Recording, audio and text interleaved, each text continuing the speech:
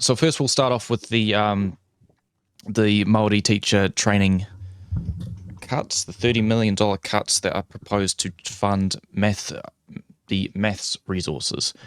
So I don't know if you've keeping track this week. It's been a bit difficult because we haven't really had the chance to come back the past couple of weeks and reinvigorate. So I've kind of been lacking a bit this past week, I have to be honest. But so this is so I've been yeah. I don't know if you've been keeping track to this article, but there are new cuts, $30 million cuts, $30 million cuts for Te Reo that is being siphoned to fund math resources. If you're looking at, I don't know if you can see the RNZ article, if you've read the article yourself.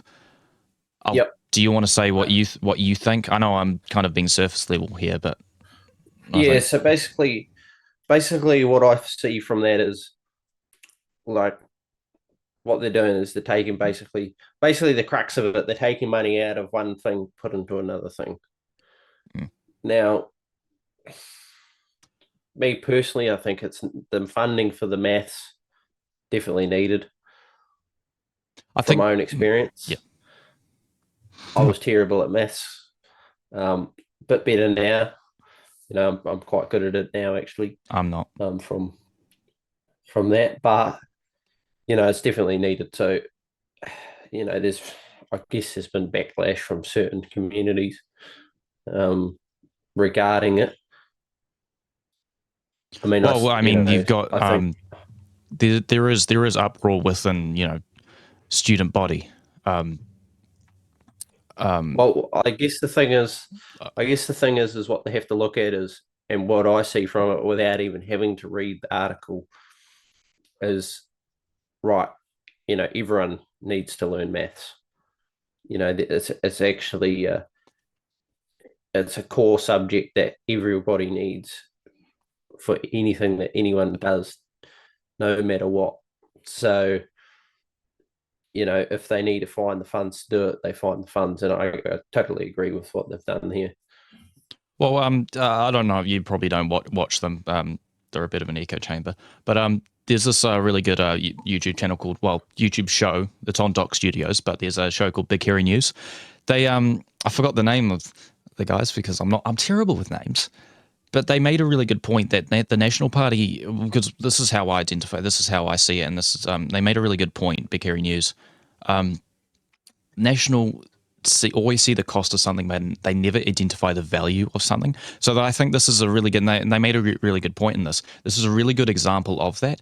So they see on a spreadsheet the cost of something, but they never see the value that it can translate for learning Te Reo Māori. That is an identity of our country and a part of our national identity. And it doesn't necessarily give a return. And to give a change on that, it's a real problem, and we'll get into that. The Dunedin Hospital cut is a great example of this. They don't. It's pretty rich from me that they're looking to make cuts and they're looking to fund charter schools while they're making cuts to public education. Well, I think the thing is what I said is, everybody needs to learn math, so they are looking at the value of things. I think I absolutely disagree with you saying that they just see it on a spreadsheet and go, they don't see the value. Well, they're also, some of them are a bit racist, so good point. That's a good point. I'm not saying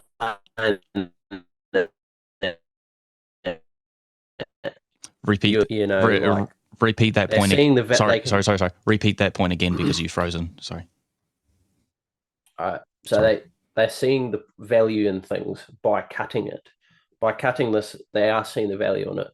They're seeing the dwindling stats with the mathematics in this country, and they're addressing it by putting more money into it. I mean, the money's limited at the moment. We don't have any. So they've taken it out of one subject that's, not everyone needs to learn it, in my opinion. It's not a necessity for life. Right. I think. Whereas mathematics Absolutely, is absolutely absolutely it's something essential. that we should wheel out for international delegates to come in and say, look at these people doing the haka, and then just wheel them off, and we'll ignore them, and we'll do some proper English stuff, right? Well, no, that's not what I'm saying. But what I'm saying is when you have a dwindling, when you have dwindling stats in a certain area, and you're limited in the amount of money we have to actually fund things at the moment, because the previous government has just blown they've just blown money left, right, and centre. Basically, we have no money, so they're seeing the Yeah. value in things by taking this out of this, taking the money out of this and putting it into mathematics. They are seeing the value in it. That's what I'm saying, and what I'm saying is basically is everybody needs mathematics. If I didn't learn Te Reo, I'm still going to be able to function in everyday society. You know what I mean? So, but if I don't know how to do simple mathematics, well then I'm screwed. But don't. So the other argument is that it doesn't fulfil our commitments to the Treaty of Waitangi, right? The idea. We haven't had this debate on camera, but the fact that we've signed UN resolutions that dictate that we need to abide by the native signing of the treaty, native version of the treaty. That idea is and from there is I think it's rangatira-tanga. I'm not good with Māori pronunciation, so I apologise. The idea of co-governance, rather, and wouldn't. But the argument here is that this doesn't this cutting this would not fulfil partially would not fulfill this obligation. So isn't this just a what's the word? A contractual. We're not fulfilling our contractual obligations with. Well, I disagree. I think I know this. I know this is going into debate about treaty. I'll just make that quick. Yeah, I disagree. I don't think so. I think I think look, you got to have a look at what they are like. Absolutely. I think it's a good thing because, okay, there's going to be less funding for teacher training, but we need more to teach mathematics. Like everyone needs mathematics. Like I can't, if I didn't know how to speak Māori, which it's not gonna affect my everyday life, But if I don't know how to do maths, but there's screwed. There's a good example of not seeing the value in a language, right? I guess I was the same with you when I was 15 years old. I had this really banal view on languages, even though I have a banal language view on languages as it is just a tool to converse and converse instructions like I'm saying this like a pseudo intellectual, converse instructions and to communicate in that. And if there's a better language, then that language has lost its ability, lost its need or viability, and there's no need to do it. Obviously, I've matured, and the language comes with a lot of baggage, a lot of cultural significance, and a lot of Māori have not been able to learn historically. Maybe now, at least so, of course, with this funding. Now funding cut, have not been able to get in touch with that culture. Now I say I had that view while also having also knowing NZSL. So obviously I've matured and had a wider worldview. But I wanted to touch briefly back. We'll move on after this, but I wanted to briefly touch back because we'll go into the idea of that we don't have a lot of set funding at the moment, which I find very, very interesting, and I'll briefly touch on that because I've got an interesting article when we talk about the Dunedin hospital cut. There is funding there. There was funding there, but tax cuts and other funding streams. It is there, but I think working within our means is a bit disingenuous, and to say, we've got this set amount of money, if we don't have this extra, we don't have this potential amount of money to use. Like, we don't need to borrow. We've got potential funding streams, extra tax. I'm trying really hard to stay in message, because this is literally linking to our last part in the podcast. It's all there. So I think that's a bit unfair. Is to get that money, then they have to tax people more money, and I'll never go for that. I think it's just not right. That's my point. So you saying that there's no other option, I think is a bit unfair, because you're not open to that. You've got to see the value in it, like you're saying. Look, they keep saying that they keep saying that there is cultural significance to that language. That is the value.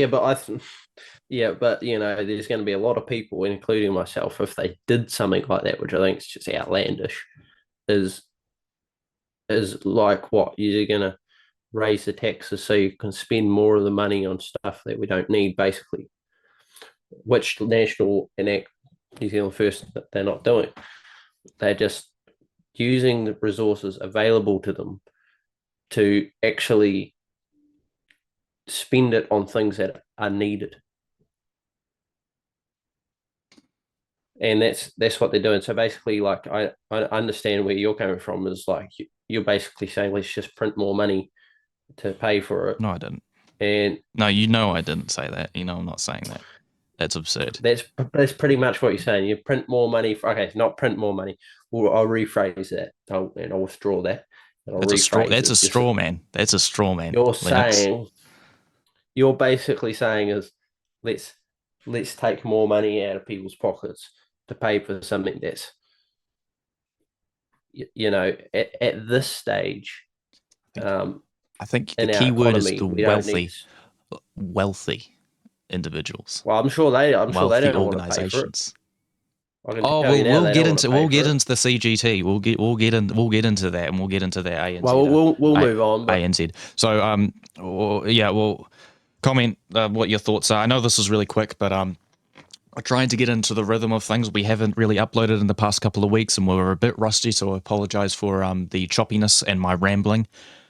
Trying to get back into it, and I have to say, I've not been very up to date on the news the past week. I've been a bit lax, so I apologize for not being coherent, but practice makes perfect. So I don't know if you've been keeping track of the news, but there's been a so I don't know if you're keeping track, but the new road next to in the Wairarapa that is being proposed.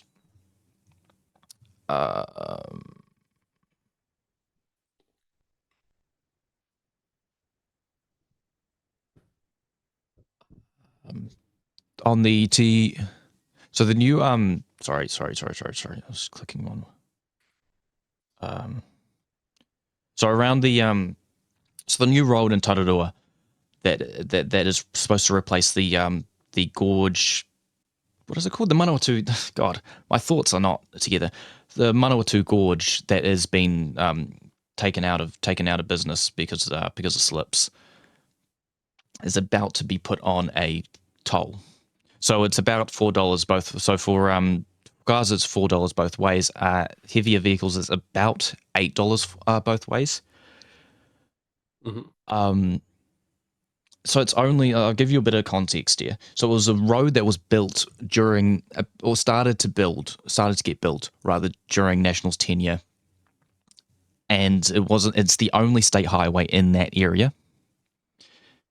And now National is Simon Bridges, Simeon Brown, not Simon Bridges, apologies. Simeon Brown is proposing to put a toll on that road of national significance.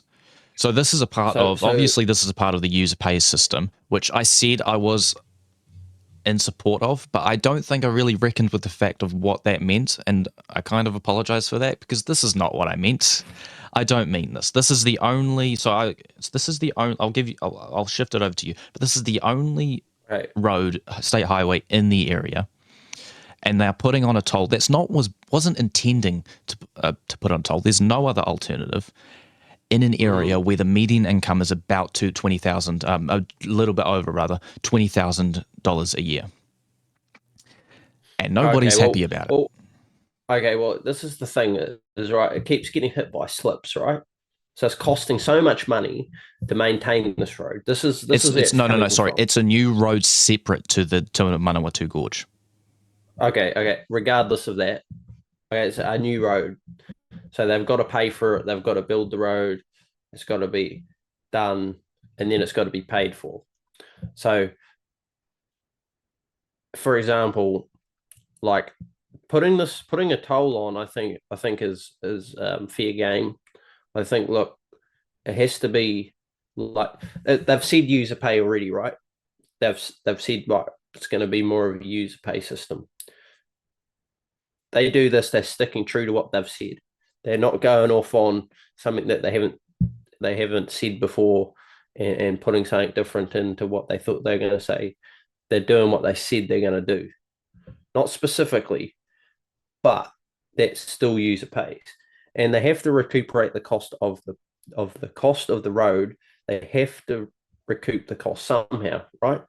So if this is the only way or the best way even to do it, then I think go ahead and do it. So then, look, it's getting paid for by the people that are using it. So wouldn't you call this? So I've got a question for you. So you're opposed to any form of tax, right? Wouldn't you wouldn't you call this a new tax? So for a lot of people, for a lot of things, this is I'm not great on geography. I'm okay, but so this is a road that's a lot of people take to go to higher population centres like Palmerston North live in that area, and it's a back and forth. Wouldn't you say for those people, especially for small businesses that have to use that road, that will have to use that road, that it's just another tax for them? It's just an extra cost for them to well, not really, because right, I guess if they didn't have in an area where the median income is lower than the national median income. You're talking about a business. If you're talking about a business, it doesn't matter because all that money that they spend traveling is claimed on the business, so it doesn't get taxed anyway. So it probably helps a lot of businesses. But what I'm saying is right. It's right, it's, but like a lot of toll roads, especially in New Zealand, there is always an alternative. Like nobody is saying that toll roads are a bad idea. But if you put a toll road on State Highway 1 to Wellington, that's fucking absurd because that's the only road that goes into Wellington. It's not. I guess it's a bit dissimilar here because there are side roads and there are But here's the thing. Here's the thing: is they've obviously assessed it and gone, look, this is going to be too expensive to keep maintaining because it just keeps falling apart. The old road. They're going to build a new road. Everyone who uses it's going to pay for it. It's not a new tax in my book because people that are using it are paying for it. So yes, the people I guess that are going to use it are paying for it, and that's a tax in some way. But actually, it's okay because you're not driving it. That they're not charging me or you an extra 1% on our taxes to pay for the shit. It wouldn't be an extra 1% though, would it? Well, I'm just saying. Obviously, I know. Obviously, that's an argument across the board that taxes may spread the cost, and it wouldn't be a 1% increase. But of course, it's not going to be that much. But as an example, they're not going right. You need to pay this, and so me or you aren't paying for it. It's going to be the people that are using it every day. So this is a deep blue. Obviously, the last election. I'd say this is betraying their base. National is. This is a deep blue electorate, wouldn't you say? I mean, they did vote. They did vote Labour last election, but I'd say that was that's Marston. You know that. They have a national. They have a national. Yeah. They have a national party. Not only national that, electorate. Not only is it at a low income area, right? it's effective. You're putting a tax on a group of people that voted. Like people rely on this road, right? Am I crazy here? Because Yeah, when they I do. talk to other people, people say, this is a pretty good idea. I'm not opposed to toll roads, but in an area where there's a low income and people heavily rely on driving, it's effectively putting a fuel tax on a rural area, on a rural economy. Am I wrong? Well, okay, you look at it, right? You look at it in a way of, right, you look, they're going to if you take for sorry, fuel, right? yeah, Okay, for fuel, there's a 25%, um, yeah, a 25-cent petrol tax or excise or whatever you want to call it. That they want to take that off the fuel, right? For everybody. That, but then you're going to be paying your road users more often. So they're going to get a road user. The excise comes off the fuel. They're actually probably saving money. Like it's $4 a day. It's like, so the peeps that it's like less than a cup of coffee every day. So it's not really that much. interesting.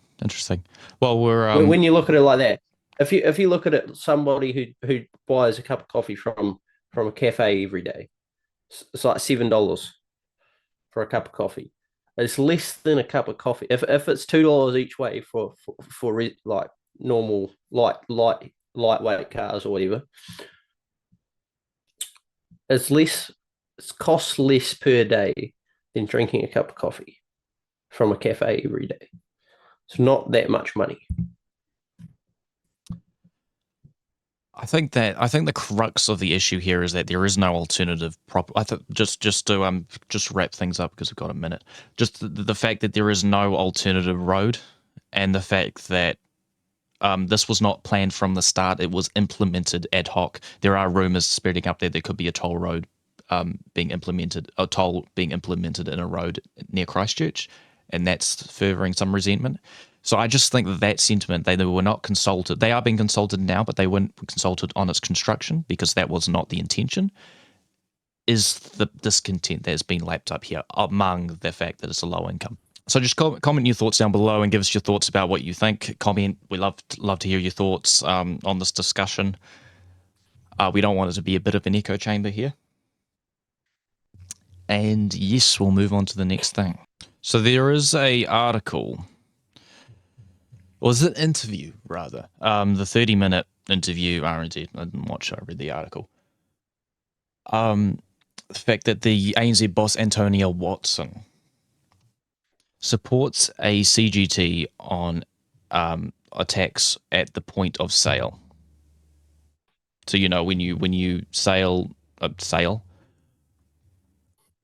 So So basically, when you sell a tax, a percentage of that is taxed effectively. so basic. That's the fact that So, but what are they going to sell? What are people selling? What's she talking about? house. They already have that. That's what the bright line test is. No, not necessarily. So Basically, if you sell your house, but like before you own it for 2 years, you have to pay a tax. if you don't own it, what if you don't own it for 2 years? Well, What if then you you own it don't for pay a more than? tax. What if you? That's there we go. There we go. We're working here, Lennox. We're working. That's not. That's not. Here's That's here, not. That's not a capital gains tax. That's just a try before just a little bit of a oh, you got to wait for a little bit. Oh, sorry.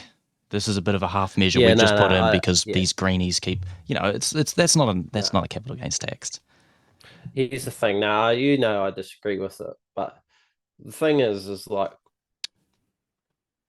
because all they want to do is take people's money. That's all it is. These greenies want to come in and take people that have money. They want to come in and take their money away to fund their bloody e-biking experiences and cycle lanes and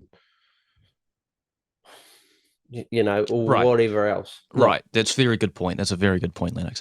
But the fact that So we've had this conversation before. We'll probably have another conversation on air when we're talking Oh, about absolutely. the failures of the local body tax system. The rate system is just a catastrophe. And that is linked with the fact with the current housing system that is just not built for purpose. We've had that conversation before, obviously off air. This is a part of that system. This whole our economy is built around the fact that the only way to get when we have these conversations about get wealthy, you just buy a house, have equity, and you buy another house, and you keep buying houses. This is a part of that problem. So I Well, think that's a when you good identify, system. right, but it's a broken system.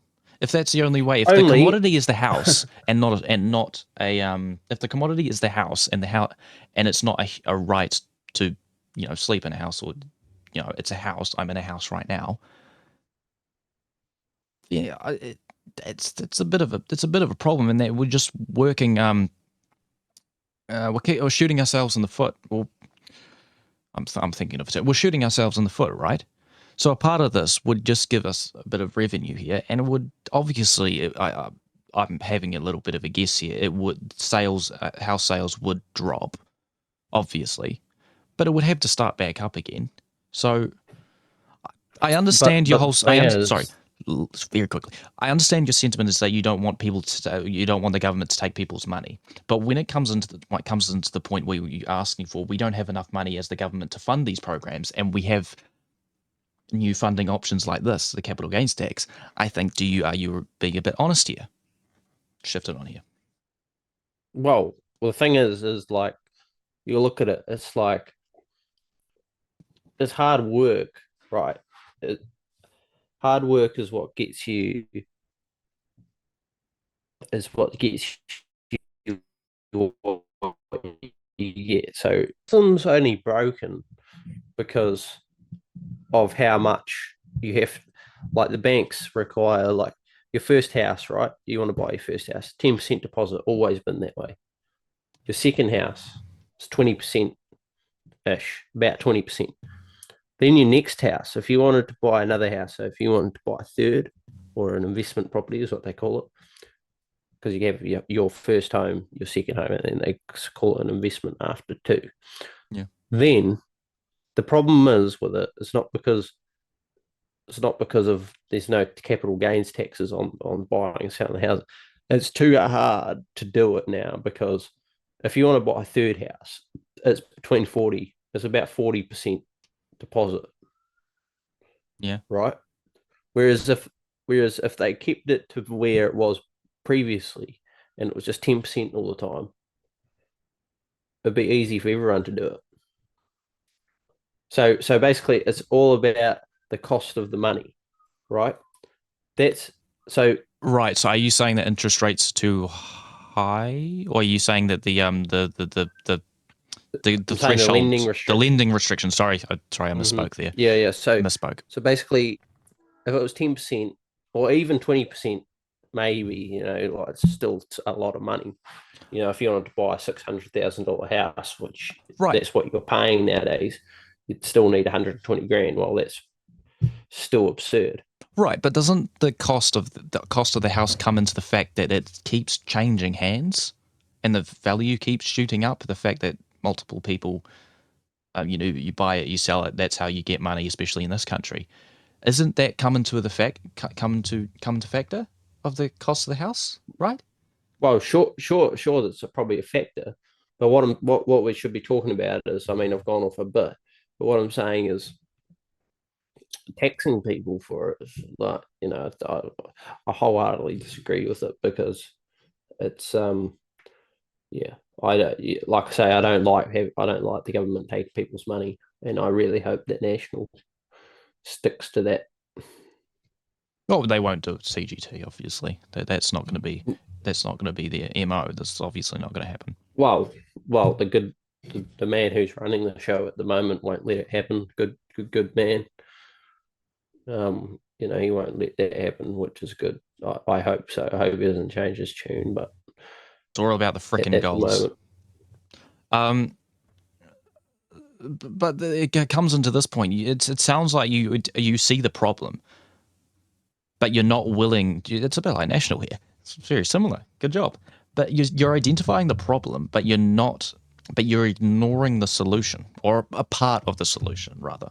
So you're saying that the housing system is screwed and there's not enough supply and demand, while also saying that a capital gains tax would be a part of could fund the government for other programs, but you don't want to do it because of a principled position that it would tax your base, which is landlords and higher income individuals. No. The thing is, Investors. I don't think having a capital gains tax will help it at all. That's what I'm saying. It'll just make the price of the house more expensive. How? Right, but because they have to pay tax on the money, so they're going to go, right, if I want to make this amount of money, I need to sell it for this amount. Whereas if that's not in the equation at all, then that percentage of that is going to stay out of it. And the thing is like, you look at it in a way of that, it's look, I wonder if that's for, well, like I said, that obviously there would be a drop in house turnover, a drop in the amount of people buying and selling houses, because if this was to be implemented, but it would come back up. Their sales would come back up, and also, what do you propose then? Like, I think I know what your answer is. Well, obviously this is separate to the capital gains tax, but I think this is a good carry on to it. What would you suppose that instead of implementing a capital gains tax, which I'm not saying would drop house prices, but it would put in open income streams to other things that could be funded to lower house prices, like building houses? Well, here's the thing, right? Only if that's only going to work if the government's building houses, which I think it should be private sector anyway. So right, you think that that a place to sleep and eat and drink and should be commoditized as a investment and a profit incentive, rather than a place to not sleep out on the streets. No. I know I'm putting words in your mouth, but that's what it sounds like. No.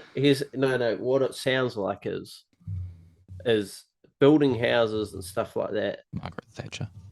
It's it should be private sector that build the houses. People buy them. They either rent them or live in them. So, you know what I mean? So basically, I understand. Like, you look at what what happened with Kiwi Build when the government tries to build houses. That's an interesting thing you bring up, right? Because there are things that show. I'm not saying the private sector's perfect either. We've had the highest rate of building houses for a while. It's because that's an interesting thing you bring up, because there was about over, I think the figure was about 1,000 houses were set to be built, but were cancelled by this government. So there are houses being built, but the answer seems to be to cut rather than No, but here's the thing: is those 1,000 houses that you say got cut by this government? It's not exactly. They would just, yeah. But what I mean is, they're not gonna. They will cut them from their books, but those 1,000 houses will still get built by the private sector. Right, but these are social housing. These are state housing that the overall tax, not tax, rent would be lower than usual, because they would be subsidised. So that comes into the cost of living. Here's the thing. Separate argument. I know, separate argument. Yeah. Everyone struggles with that, but what I'm saying is those houses still going to be built. Okay, everyone. Lennox, everyone. Everyone struggles with the cost of living. Luxon struggles with the cost of living. Oh. Well, I know you. David Seymour Cross. I know I don't. I fucking live in my parents' house. I'm not being honest here. I'm being honest here. But I'm like, come on, don't just say broad. But carry on with your point. No, but what I'm saying is, like, he owns 7 houses, for fuck's sake. Okay, come on. Let's Yeah, not he say should he has a buy another 7. let's not say he has a conflict of interest in this realm. Carry on. No, well, he doesn't. He's No, sorry, he has 6. He sold the 7th one, I think, or is it the other way around? I don't know. Carry yeah, he on. wanted to buy a boat.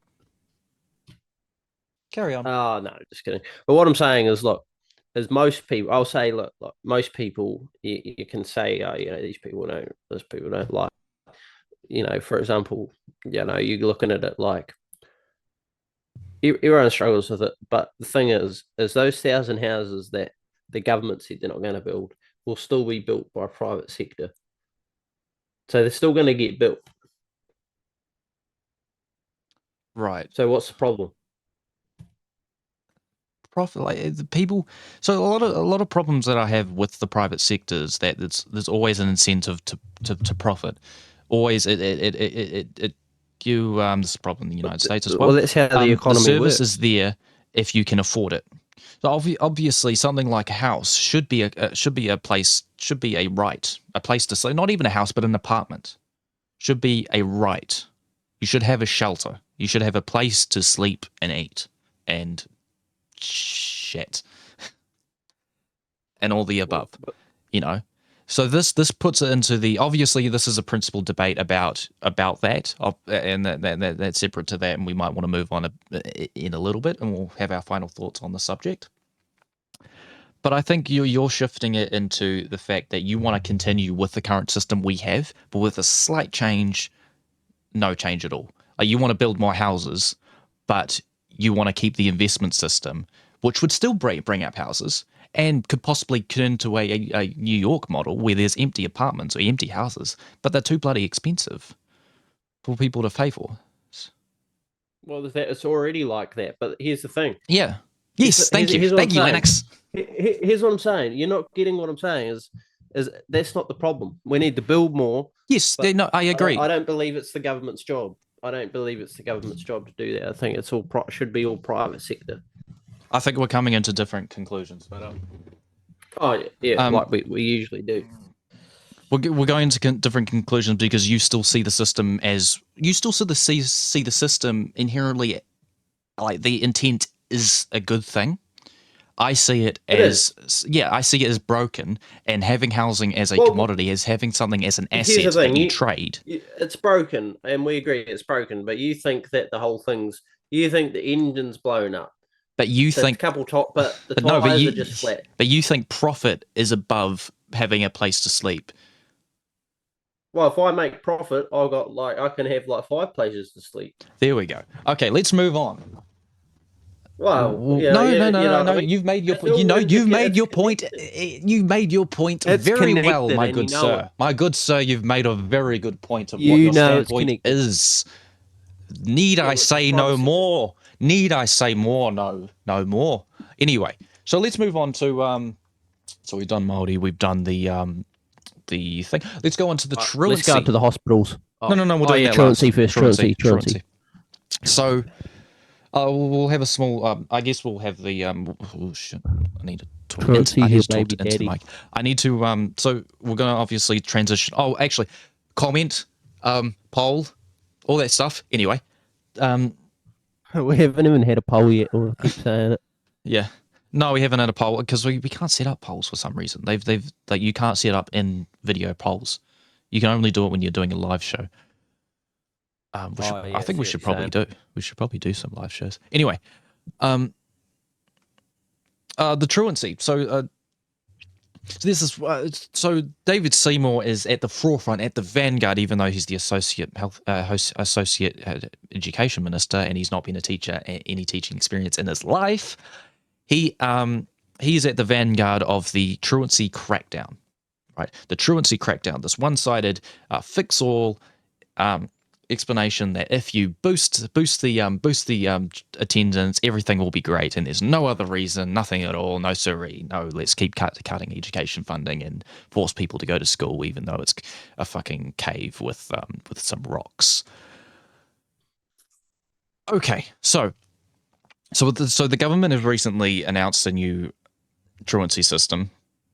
I don't know if you've been keeping track, but I'll be keeping it quick.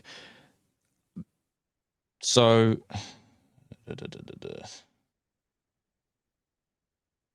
So right. So when let me rephrase that. So the new system that's being implemented, if your child is absent from 5 to 10 days absence, they'll be sent you will be sent a notification, and that keeps going up in the days where they've implemented that. Parents can be prosecuted if their child doesn't turn up to school. Now, this sounds like a bit of a nanny state thing to me.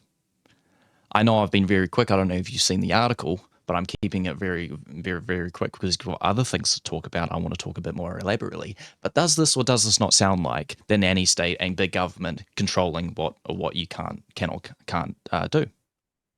Lennox? Well, no, because basically going to school is actually everyone needs to go to school.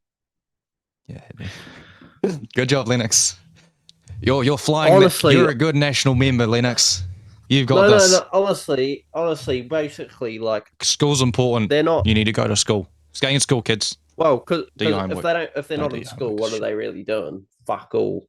Not much. Huffing glue. If they're not going to school, that's what your kids are doing. They're huffing glue and smoking weed. So probably, I know heaps of people that do that. Yeah, and you. I've seen you. I've seen you. You're. I've seen you too. I've seen you. Up James Shaw's ass, but we won't talk about that. I told you that in confidence. So. But anyway, what I'm saying here is, look. Elaborate. Okay, why is it important? Learning things. It's weird. Because it's important, and this is why it's important, because the better educated that was just a joke. Is the next generation. No, that was just a joke. Tell me why this is not a nanny. Tell me why this sort of measure and prosecuting parents for unattended for any reason whatsoever is not the government and nanny state. Something the complete opposite of what ACT should stand for. Because the thing is if they're not going to school, they're not actually helping your precious, your precious collective, or whatever you guys like to call it on the left. We're all, I can't even remember how you talk about it, but you don't have an argument. The thing is, right? He doesn't have an argument. No. Here's what I'm trying to say is I just can't get the words. Is the reason they're doing it is because if kids aren't in school, this sounds really, really, really like I sound like a teacher. But here's the thing: is like if kids don't go to school, they're not doing much. If they're not learning, they're not doing anything productive, which means in the future they're not going to be able to, help society as a whole grow. And it's not even just about lockstep here. Everybody. They're not just about everybody. It's not just about the country and as a collective. It's about the individual person. They're not going to be able to be successful and do things. I'm not saying everyone's got to go to university, everyone's got to stay till year 13, but that everybody needs to learn the fundamentals, how to do maths, how to read and write, if you can do so. Preach, brother. But the thing is a lot of people at the moment aren't doing that. And when they say they're going to prosecute parents, like the justice system is backed up with all the murderers and all that. There's so many murderers in this country. God. Well, you know what I mean. Overflowing. The people that have, and they're brown. The people that have actually, the people that are actually committing serious crimes, like things under the Serious Crimes Act, prosecutors aren't going to have time to prosecute parents for this. So it's just a scare tactic, really. Oh, that makes it better. So right, okay, I agree with all of that. Maybe the last part, I think that's it's a bit of like a mental gymnastics there. But I agree with that part. School is important, right? We need to learn. We need good classrooms. less than 35 people that students can actually concentrate in, with good paying teachers that actually have the proper resources and the proper funding to do their fucking job. So the reason why I slightly brought up the fact that this in my opinions is literally just a tactic for national or the government to boost up attendance numbers right up until election and go, hey, look, we're doing good. Look at that. Awesome.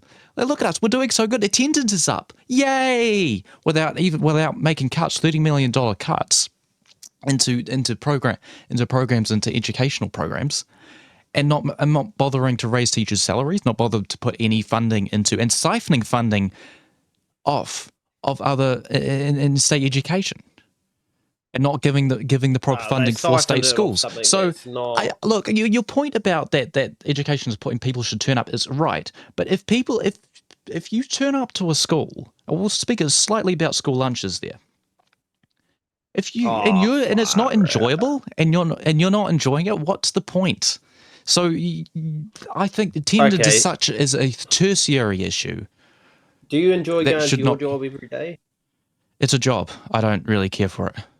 It's the same for school. That's the problem, right? You need because to do it. Okay. You sound old. So school is educational. You're not getting paid for it. It is something you learn. You find your experiences. You find yourself in your heart. That's beautiful. And fucking faggot. I'm not bleeping that. So, and it's about, like, you're growing up. Why should it be something like, God, Karen, school outside was bloody awful. I got punched in the back of the head by this bloke. Why does it have to be like that? And you're supposed to be, like, again, finding yourself, finding your experiences.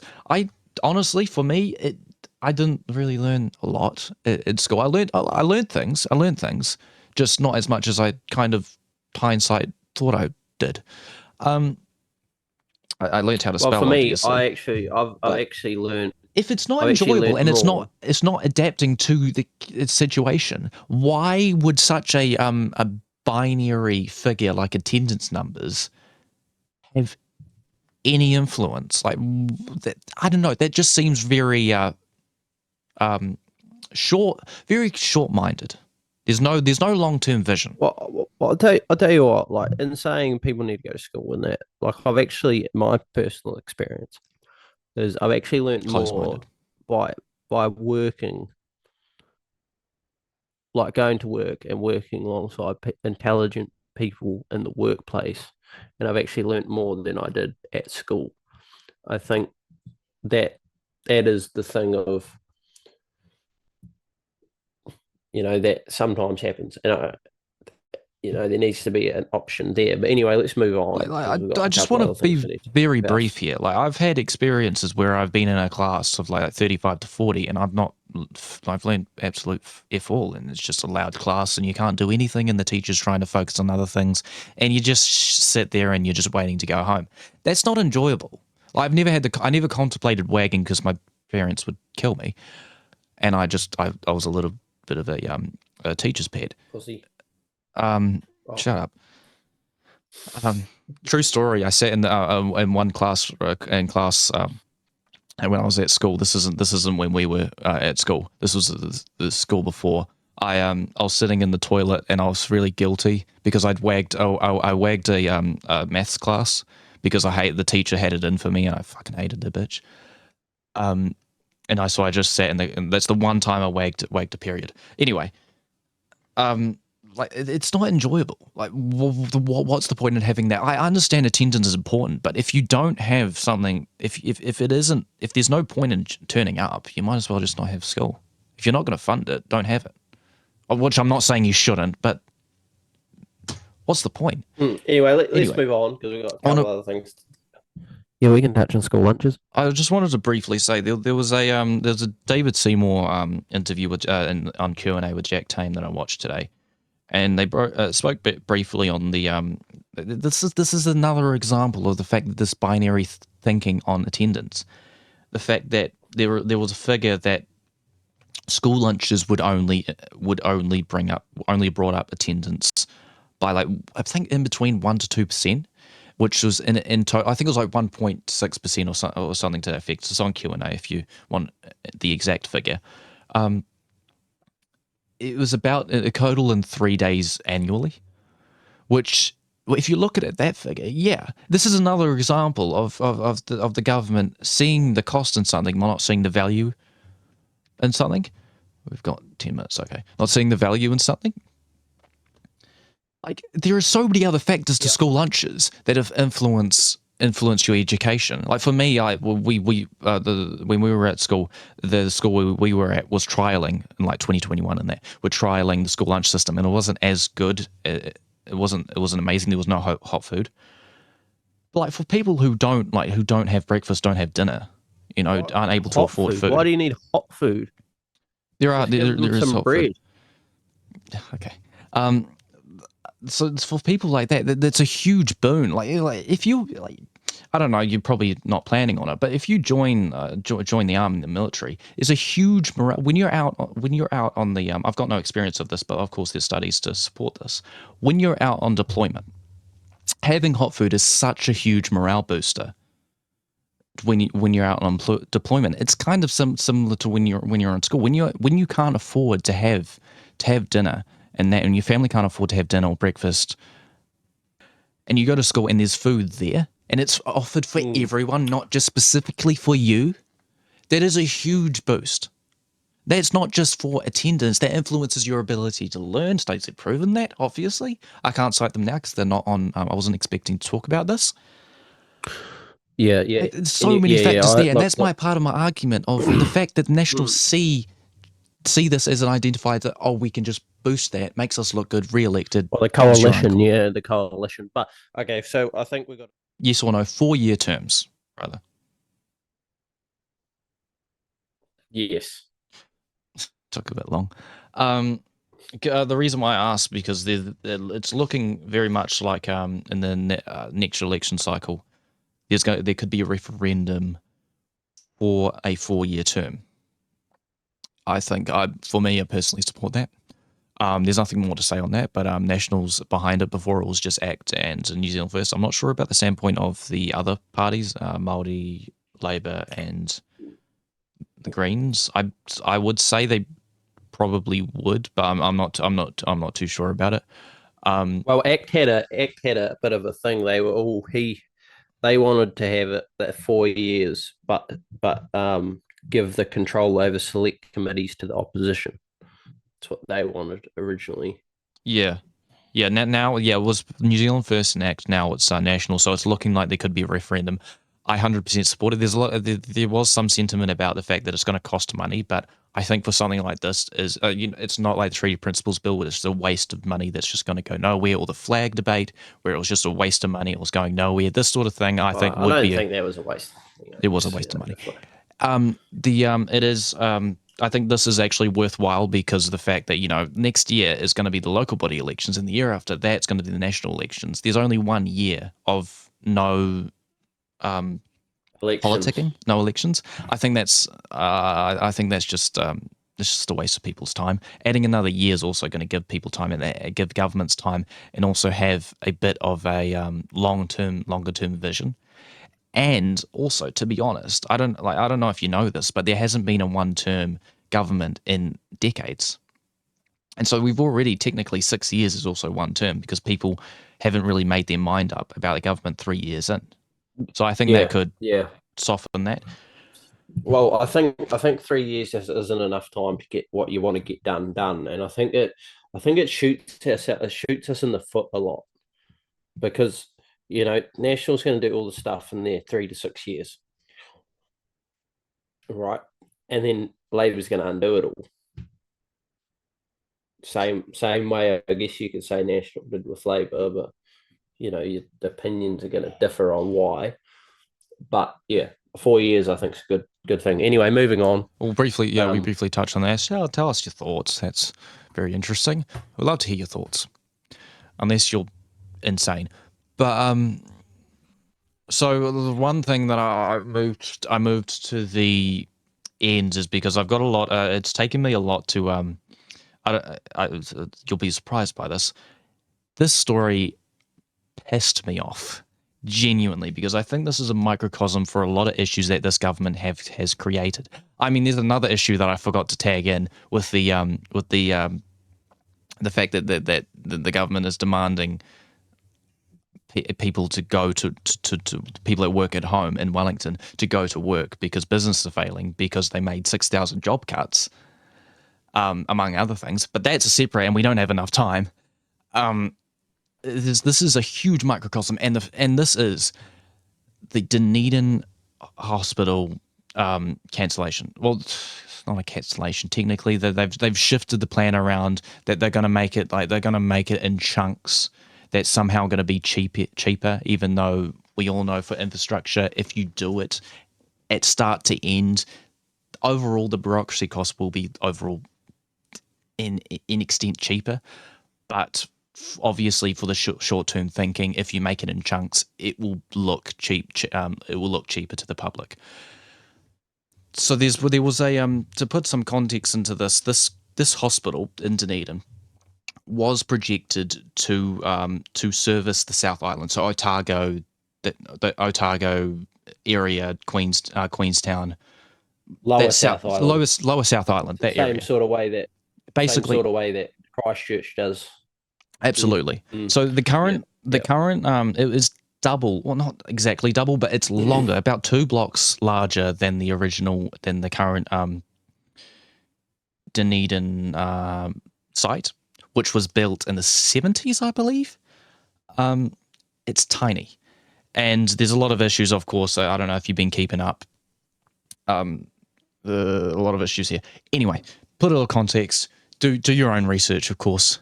This really pissed me off. So they've pulled a number that it's about that it's skyrocketed to $3 billion.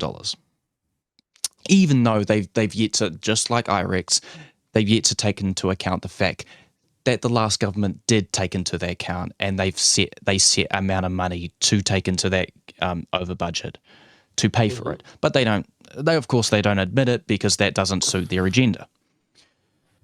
So again, I don't know if you've been keeping up, but there was a protest because I'm not surprised. Everyone is very pissed off. About 35,000 people it was in Dunedin. I thought it was in Wellington. It's in Dunedin. They should go to Wellington, and I'm going to go right to that point. They protested, and doctors, everybody protested in Dunedin because they are pissed off, and so am I. Before I give my honest opinion, because it's a two-sided debate, I don't know if you've been keeping up with it. I keep repeating that sentiment, but we've not really been keeping up with the news the past week. No, I haven't been. What is your initial thoughts? Well, look, I don't know too much about it, but what I will say is, look, this is one thing I think that they need to actually do properly, and actually, not that they don't do other things properly, they do, but what I mean is they need to have these things built. Like hospitals are ruined. They need to actually build it properly. Build it once, build it properly, then we don't have to worry about it for 40 years. So this was supposed to be a generational change. So just like the Dunedin Hospital in this context, that was built it was designed in the 60s, it was built in the 70s, something like that. It was built in the 70s. That was 40 years. It's 40 years old. This is supposed to be that hospital, but has a longer lifespan. And the interesting thing is, I don't know if you know this, fun fact, a national campaign to keep this promise. In fact, they criticised Labour for not putting in enough beds, not putting enough investment into Dunedin. And now they've completely lied through their teeth to these people just to get their vote, and gone back on their promise and completely scuffed the whole project, even though I think it's almost done. Well, I think you have to take into account that it is a coalition, and I don't know what the other two want. Well, that's the thing. I wouldn't imagine Winston Peters would be against this, and Luxon is the largest player. I'm sure John Key did not have this problem when he was making separate subject, I know, but I'm sure John Key didn't have this problem when negotiating with other parties. Like it just seems like Well, Luxon's really yeah, on the but I back think foot in these he was negotiations. he was really lucky though, Key, because he had a lot of support that people voted national, and he knew people voted national on the night of the election, so he knew that when he needed coalition partners, he had people like he had ACT, which at the time was a one seat party. He had Peter Dunn on his side, ish, and, and that was his coalition partners. And the Māori So I Party. think, well, yeah, but Um, yeah, yeah. Sorry, I just wanted to briefly on that. They've completely lied to their voter base, just like the toll road and just like IREX, just like every other project, just like Kāinga Ora. They completely lied through their teeth of what they actually want to do. And the figure was really interesting to me. The 3 billion, it's very familiar with another billion. Are you familiar with the tax break that was introduced earlier this year, or right when they came into government for the landlord tax break? Do you know what that figure was? I think it was something like 2.7 billion, 2.9 billion. 2.9. That's right. Two Yeah, point yeah. nine billion. I'm not grilling you, by the way. I might sound like that. I know you're not in any way associated with the National Party, nor am I with the Labour and that in any form whatsoever, of course. But 2.9 billion, that's really interesting. So the fact that they've made that cut, and this comes into a good example of the fact that taxes spread things out financially overall. You pay overall less tax for an infrastructural return tenfold. So something like this, a landlord might pay a If little bit it's more done properly. if it's done properly. This was done pretty properly. I think it was within budget. Like this. Anyway, it's absolutely absurd. They've made this is such a good example of the fact that of what National is doing. But I can't get my thoughts together. So, what do you think of this? Well, like I say, I think they need to sort of sort it out. I don't have much to say on it. I think they need No, to probably maybe reevaluate and have a look and go, look, we need this. like again, Health's important. yeah, it's absolutely absurd. Like the fact that they've put this tax break for their base, and then they've gone back on people that voted for them because they didn't realize that you know this costed money. I don't know if they didn't realize it or if they lied. I don't know which is worse. But this carries on to my next point about Labor. I don't see a single thing. I don't see Labor anywhere on this on campaigning against this. They should be plastering billboards across on fucking skyscrapers with that $2.9 billion figure and 3 billion and that $3 billion figure. They should be on the march. They should be funding nurses down south to be marching up to Wellington, Oh yeah, but standing in Parliament grounds, and like what National and the Taxpayers Union did with farmers. They should be doing that with nurses and doing that with people in Marston, marching them over to They should be marching over to Wellington, and demanding Luxon's head, not literally, of course. I don't see anything from the opposition. There's nothing. There's no vigor. There's no outrage. There's nothing there. Like, of course they're protesting in Wellington, but they should be going into Wellington. Or protesting in Dunedin, they should be going into Wellington. It's absolutely criminal. anyway, before we go off on too much of a tangent, I'd just like to say, yeah, put your thoughts in the comments about this. You guys may know more about it than I do. Obviously, I'm not too well versed in it at this stage. Next episode, I'll give an in-depth I thought do on it. want. I do want to apologize. We're not really. We're a bit rusty here. We haven't been on it for the Yeah, past it's been couple a of wee weeks, while.